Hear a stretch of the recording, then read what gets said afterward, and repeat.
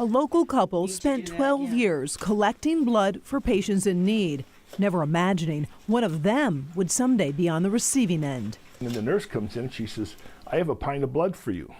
I says, no, I work for the Red Cross. I get blood for other people, not me.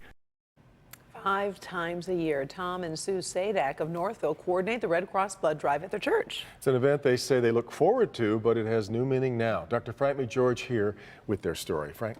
Well, Karen and Devin, it actually started with a routine stop by Tom's doctor's office. He needed to pick up a refill for his blood pressure medication.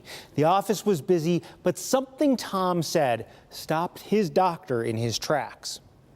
And he says, "How you doing, Tom?" I says, "Well, I'm doing really good." I says, "Although, when I ride my bike or I try to walk around the sub, the sun really bothers me. It's just not bothering, it's painful." His doctor, Ross Summers at the Northville Medical Clinic, insisted on getting a blood sample. When Tom told him his insurance wouldn't cover it, Summers said if the insurance wouldn't pay for it, he would. Then he comes back with a worried look on his face. And he says, "Something's wrong with our machine or process or something. I need another one." Then he comes back with a very worried look on his face. He puts a surgical mask on my face. He's starting to sterilize my hands.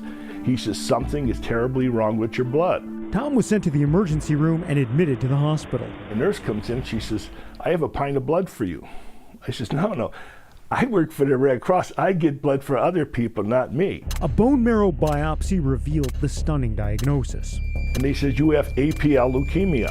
This is acute promyelocytic leukemia." Is he going to make it? That's really what went through my head. Tom would spend the next 52 days in the hospital receiving oral and IV chemo at the University of Michigan. He also needed blood. 6 pints of blood and 4 pints of platelets that they gave me. And every time I got a pint of blood, I would say a little prayer for the person that donated the blood. At the hospital, he witnessed the impact of blood shortages. I would hear the nurses saying, "We have 3 patients that need blood, but we only have 2 pints of blood. So get a hold of the doctors and say which 2 need it more than the other, and the other one's going to have to wait." We're having leftovers for again. Tom is done with chemo and doing great. He's back to spending time with his 3 grandsons, time he does not take for granted. Well, just grateful that I'm here today. Blood drives really became personal. It just made it so much more important, to get the message out that, people really do need blood. Where they were short a pint, maybe if somebody would have came in and says, "Well, I'll sit another 5-10 minutes and give blood," they would have had an extra pint of blood. You never know what tomorrow is going to bring, and so that's why it's so important that if you are able, you should go out and give blood. So in addition to coordinating drives, Tom and Sue were also regular blood donors. Sue has given a very impressive 135 pints and counting, but she and Tom have different blood types, so she is really grateful for all of the people who have donated to him. Now, there is a critical need right now for blood, so we are teaming up with Gardner White and the Red Cross tomorrow for blood drives at the Gardner White stores in Macomb Township, Auburn Hills, Canton, Warren, Waterford, Taylor, Novi, Ann Arbor, and Brighton.